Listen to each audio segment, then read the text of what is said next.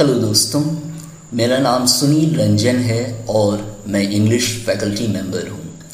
अभी के लिए मैं जैसा आप देख रहे हैं स्क्रीन पर वेव एकेडमिक्स इस नाम से मेरा चैनल है, लेकिन इसमें आपको लिखा हुआ दिखाई देगा फ्रेश वेव, मतलब एक ही है।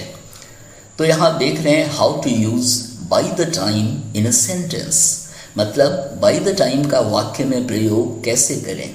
तो बाय द टाइम जो होता है वह किसी समय सीमा के लिए हम यूज़ करते हैं, और आगे आप देखेंगे सेंटेंसेस में कैसे मैंने यूज़ किया है, और आप प्रैक्टिस करेंगे तो आपकी इंग्लिश भी बहुत अच्छी होती चली जाएगी और आप बहुत अच्छी तरह कम्युनिकेट कर पाएंगे।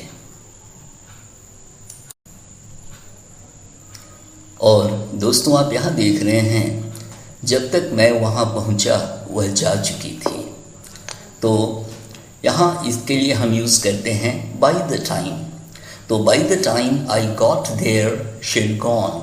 शी'ड गॉन शी हैड का ही शॉर्ट फॉर्म है, इसको हम शी'ड कहते हैं, और मेरे वीडियोस में आपको शॉर्ट फॉर्म भी देखने को मिलेगा। और आप प्रैक्टिस करेंगे तो आपकी इंग्लिश में एक फ्लो आ जाएगा, एक कंटिन्यूटी आ जाएगी, एक ब्यूटी आ जाएगी। तो by the time I got there she'd gone.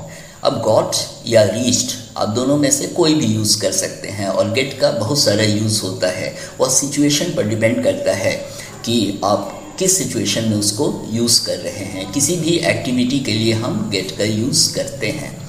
तो बीच बीच में मैं आपको बताता भी रहता हूँ। तो सेंटेंस है by the time I got there she'd gone, और दूसरा होगा by the time I reached there she'd gone. तो आगे बढ़ते हैं।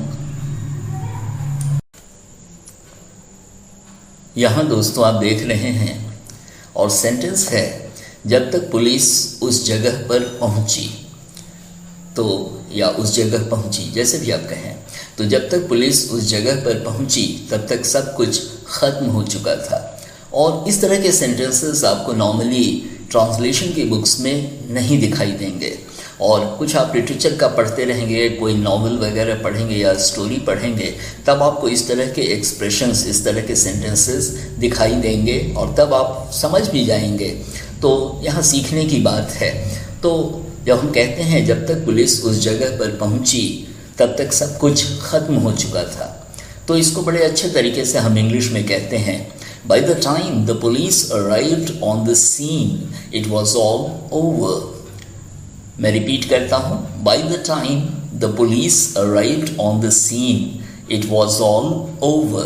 और मैं आपको एक सलाह जरूर दूंगा कि केवल देख के ही आप सेटिस्फाइड मत हो जाइए, बल्कि आप प्रैक्टिस करिए। जब आप प्रैक्टिस करेंगे, जब आप बोलेंगे तो अंदर में आपके वाइब्रेशन होता है, और वो कनेक्टेड होता है माइंड से।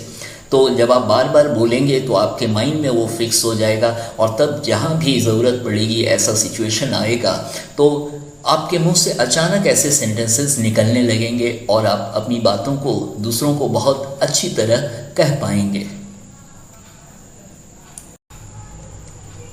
और यहाँ हम देखते हैं सेंटेंस है जब तक मैं नौकरी का विज्ञापन देखता, आवेदन करने के लिए पहले ही बहुत देर हो चुकी थी। तो आवेदन करना आप जानते हैं, अप्लाई करना। तो सेंटेंस है जब तक मैं नौकरी का विज्ञापन देखता, आवेदन करने के लिए पहले ही बहुत देर हो चुकी थी। तो इसको इंग्लिश में हम कहेंगे by the time I saw the job advertised, it was already too late to apply. मैं फिर कहता हूँ, by the time I saw the job advertised, it was already too late to apply.